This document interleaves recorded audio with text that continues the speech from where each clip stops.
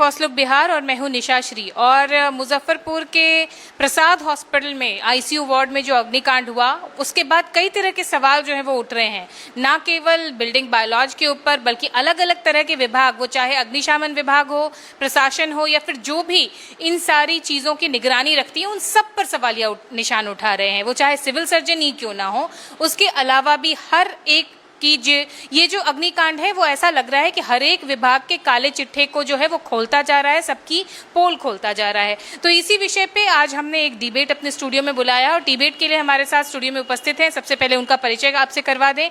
हमारे साथ जन स्वराज के नेता हैं अनय राज जी हैं, हमारे साथ अनिल सिन्हा हैं जो वनवासी कल्याण आश्रम बिहार से जुड़े हुए हैं, अमिताभ जी हैं भाजपा के वरिष्ठ नेता, हमारे साथ हैं आनंद कौशल जी जो कि यूथ कांग्रेस के नेता हैं, और साथ में हमारे वरिष्ठ पत्रकार रविंद्र कुमार सिंह जी।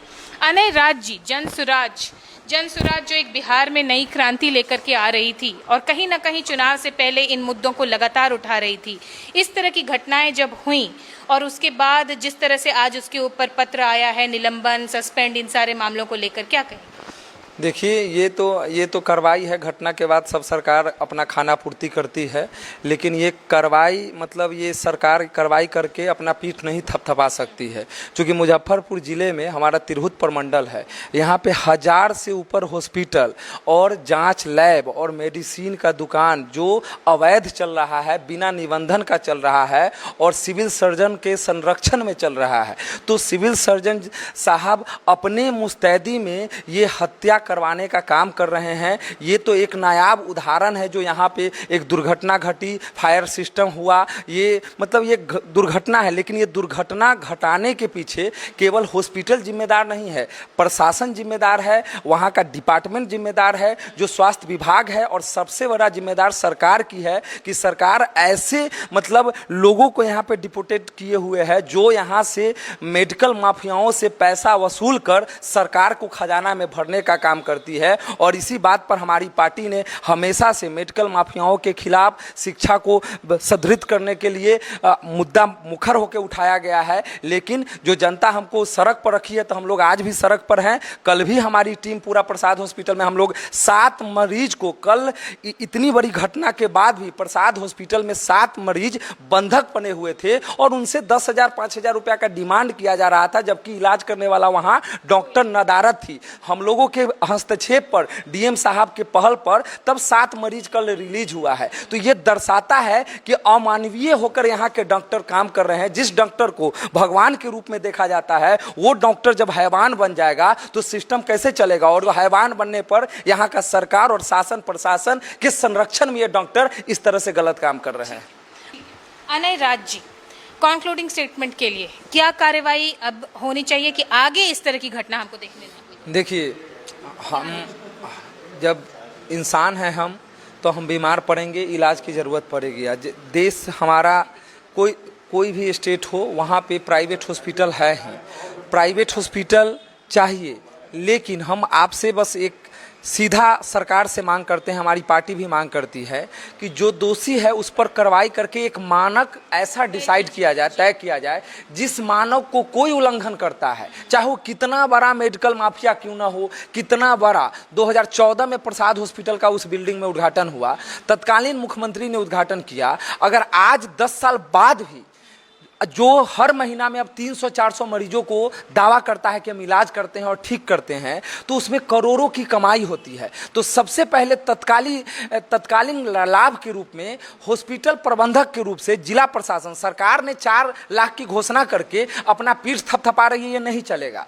पहले तो जब आप उस संस्थान से 10 मरीज का इलाज करने वाला हॉस्पिटल आज 400 मरीज का इलाज करता है और दावा करता है, इतना बड़ा बिल्डिंग बन गया, इतने डॉक्टर काम कर रहे हैं, तो जो मरीज मरे हैं उनको हमारी पार्टी, हम लोग कल भी मांग किए थे, आज भी हॉस्पिटल प्रबंधक अपने आय से जो आप 20 वर्षों में कमाए हैं, करोड़ों रुपया की संपत्ति आपने अर्जित किया है, उन परिजन के घर पर जाके 1-1 करोड़ रुपया पहले दीजिए।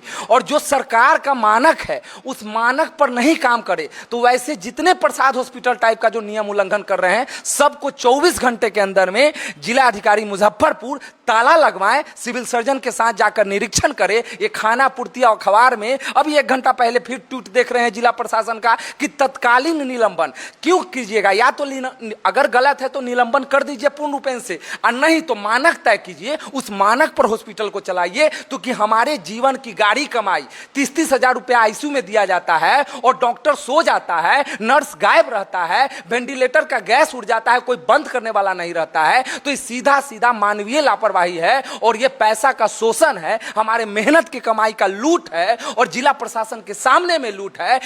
जिला प्रशासन अपने मुस्तैदी में लूट करवा रहा है, तो डीएम भी इसके दोषी होंगे। अगर वैसे लोगों पर कार्रवाई नहीं होगा तो डीएम तत्काल रूप से उनको मुआवजा दिलवाए। हॉस्पिटल प्रबंधन की चूक है, उनके स्टाफ की चूक है और पूरा सिस्टम का चूक है, और उनको 1-1 करोड़ रुपया मुआवजा सरकार अपना अलग दे और ये हॉस्पिटल प्रबंधन के कारण उनकी मृत्यु है, 1-1 करोड़ का मुआवजा दिया जाए। ठीक है, तो ये बहस जो है, लोगों का आक्रोश जो है, हम घंटों इसके ऊपर डिबेट चला सकते हैं, लेकिन समय का हमें ध्यान रखना है। और जो भी बात सामने आई उसमें एक बात तो साफ है कि भ्रष्टाचार की भेंट चढ़ गए हैं ये 7 लोग, और आगे कोई भी मासूम, कोई भी निर्दोष जिंदगी भ्रष्टाचार की भेंट ना चढ़े। इसलिए जो प्रशासन है, जो संबंधित विभाग हैं, वो इसके ऊपर उचित कार्रवाई करें और जो मानक है किसी भी संस्थान को चलाए जाने का, उसके ऊपर जरूर ध्यान दिया जाना चाहिए। मुआवजे की रकम बढ़ाने की बात हो रही है, ये इसके ऊपर भी ध्यान दिया जाएगा। फिलहाल अपनी अपनी बातों को हमारे साथ साझा करने के लिए जितने भी हमारे मेहमान यहाँ उपस्थित हैं, उनको बहुत बहुत धन्यवाद। और इसी के साथ इस चर्चा को यहीं पर देते हैं विराम। आप देख रहे थे फर्स्ट लुक बिहार। धन्यवाद। डी फार्मा स्टूडेंट्स, अब हो जाइए तैयार। आपके लिए है बहुत अच्छी खबर कि अब केवल डी फार्मा स्टूडेंट्स को ही मिलेगी फार्मासिस्ट की जॉब। तो ये कोर्स करने के लिए आपके पास है 2 choices. DPS group of institutions के किसी भी कॉलेज में एडमिशन लेकर के आप घर बैठे कर सकते हैं ऑफलाइन कोर्स, या फिर आप कर सकते हैं ऑनलाइन क्लासेस। और उससे भी अच्छी बात ये है कि डीपीएस ग्रुप के कॉलेजेस जो कि हैं इन 5 शहरों में, रांची, दुमका, देवघर, मुजफ्फरपुर और सीतामढ़ी, इन 5 शहरों के किसी भी कॉलेज में एडमिशन लेकर आप किसी और शहर में बैठ करके ये कोर्स कर सकते हैं। आपको कॉलेज के नाम और डिटेल्स मिल जाएंगे वीडियो स्क्रीन पर, और बाकी किसी जानकारी के लिए दिए गए नंबर पर कॉल करें। तो मुझे कमेंट सेक्शन में बताना ना भूलें कि आखिर आप किस शहर में एडमिशन ले रहे हैं।